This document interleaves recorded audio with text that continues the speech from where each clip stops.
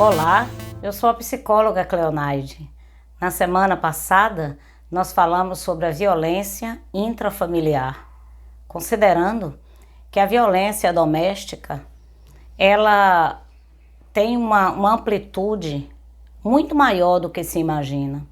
Um comportamento agressivo, violento, ela não se manifesta única e exclusivamente a uma única pessoa. Quando uma mulher ela é agredida, quando ela é maltratada, o que ocorre? Todos aqueles que estão no ambiente familiar, ela vai vivenciar consequências deste abuso. E qual é a consequência para os filhos? Em um ambiente onde continuamente é observado uma mãe nervosa, com medo, cheio de marcas. Na hora do conflito, quando esta mãe, ela apanha deste marido, você pode imaginar o impacto disso para os filhos pequenos? O impacto deste comportamento para os filhos adolescentes? Então, o que ocorre com muita frequência com os filhos, resultado que convive dentro desse ambiente? A primeira coisa é que é comum que essas crianças, elas manifestem problemas de aprendizagem na escola. Elas passam então a viver uma situação de muito medo, medo de tudo. Medo inclusive de sair de casa e deixar essa mãe ou deixar esse parente que vive dentro da casa, esse irmão, dentro de casa e que tem uma comorbidade de alguma maneira, ou aquele idoso. Então, a criança dentro desse ambiente, ela vai manifestar um comportamento de muito nervoso, de muita desequilíbrio, muitas vezes problemas de ansiedade, muitas vezes uma tristeza prolongada, podendo agir de forma semelhante também com os irmãos, colegas de escola e futuramente também com a namorada, esposa e com companheiros. Então essa criança que cresceu nesse ambiente de violência, de desrespeito, ela pode, na sua vida adulta, repetir o processo que ela observou no seu ambiente familiar. Então não podemos deixar de ter a grandeza do prejuízo que a violência se estabelece dentro da família e no imaginário daqueles que estão também à sua volta. É comum que a criança apresente dificuldade de concentração, dificuldade de se relacionar com as pessoas, dificuldade de desenvolver a médio e longo prazo um relacionamento saudável com outras pessoas. E há também uma ponta muito extrema do sentimento de culpa, porque ao mesmo tempo que esta criança, que esse adolescente manifesta amor por esse agressor, ao mesmo tempo há um sentimento de ódio. Então é esse misto de amor e ódio que leva uma criança tantas vezes a escolher a vítima que sofre as agressões, ou há uma identificação com o agressor.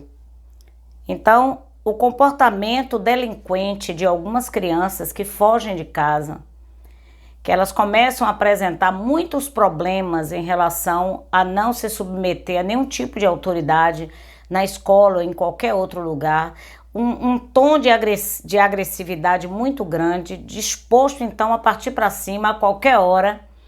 Você precisa observar que os filhos da violência, eles tendem a também agir de maneira violenta. Então, todos nós somos responsáveis em denunciar um comportamento de violência no ambiente em que nós ou fazemos parte ou de algum modo tomamos consciência. Há um ditado popular que diz assim, né? Que briga de marido e mulher, ninguém mete a colher. Mas isso não é uma verdade. Onde tiver alguém sofrendo, eu preciso treinar o meu olhar para o acolhimento. todo indivíduo que está numa situação de sofrimento, ela precisa ser acolhida. Se um portador de deficiência física está dentro deste lar e não está sendo bem cuidado, está sendo violado direitos, todos nós, enquanto sociedade, nós precisamos estar atentos para que todos possam viver bem e estar bem no nosso ambiente. Amar cada vez mais e julgar cada vez menos. Quando nós admitimos no nosso interior, a pessoa ela não larga porque ela não quer, ou então ali já está todo mundo acostumado com esse tom, com esse comportamento violento. Quando a gente admite isso, então a gente permanece mais tempo no lugar de julgamento do que no lugar dos afetos. Então o convite da vida é exatamente para que saiamos desse lugar de julgar as pessoas, de se colocar com aquele provérbio muito feio, muito ruim, que a pessoa diz assim, mas se eu tivesse no seu lugar, eu faria isso e aquilo. Na verdade, você não está no lugar daquela pessoa e não tem como você precisar todas as dinâmicas internas daquela pessoa para você entender o modo como ela se comporta. Então, trabalhar para conscientizar o ambiente do lar, o ambiente da escola, o ambiente das igrejas, dos centros comunitários. Então, todos nós precisamos dar as mãos contra todo o projeto de violência contra a mulher, contra a criança, contra adolescentes, contra o idoso. E pode acreditar, alguém que é capaz de violentar, tratar mal uma mulher, esta pessoa também vai tratar mal quem trabalha na sua casa, aqueles agregados que chegam na família. Então, quando nós pensamos em um comportamento agressivo, essa pessoa ela não manifesta agressividade apenas em uma pessoa, mas é uma maneira como esta pessoa se comporta na vida, no trânsito, no trabalho, na comunidade. Então, todos nós precisamos atuar de maneira empática, para que todos possam viver uma vida de dignidade. Treinar o olhar para perceber a violência, treinar o olhar para empatizar com o outro e ajudá-lo no processo de conscientização. Respeitar o medo das pessoas, o tempo dessas pessoas, o ritmo e as decisões individuais. Muitas vezes a pessoa precisa de mais um tempo para ser capaz de abrir mão daquele ambiente que é tóxico. Mas para isso é preciso de uma rede de apoio. Uma pessoa, ela não vai da noite para o dia abandonar o ambiente familiar e ir para outro lugar. E que lugar é esse que a pessoa deve ir?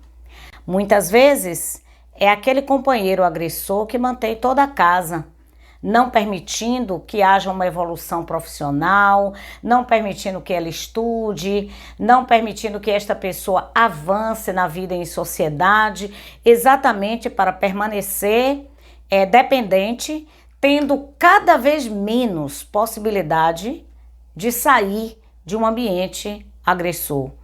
Então, se você é vítima de agressão, rompa o silêncio e peça ajuda. Se não é possível sair de uma situação de violência sozinha, peça ajuda. Peça ajuda profissional, porque existe condição de haver uma libertação e um recomeço a partir de novos propósitos. Mas todos nós, como sociedade, como instituições, todos nós precisamos estar com os olhos, com o coração preparado para acolher e para ajudar essas pessoas. Então, que esta semana seja uma semana de despertamento, onde você possa conseguir olhar para o outro com empatia, com amor, com cuidado e com atenção, abrindo então um espaço para uma conscientização cada vez maior da necessidade de que haja uma saída definitiva de todo o ambiente opressor. Um grande abraço para você.